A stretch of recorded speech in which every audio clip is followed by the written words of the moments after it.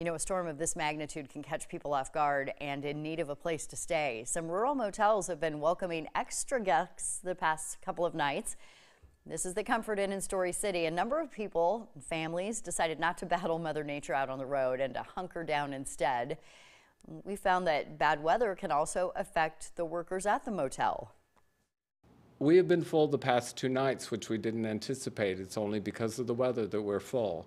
So we have been accommodating the employees from our local nursing home, Bethany Life.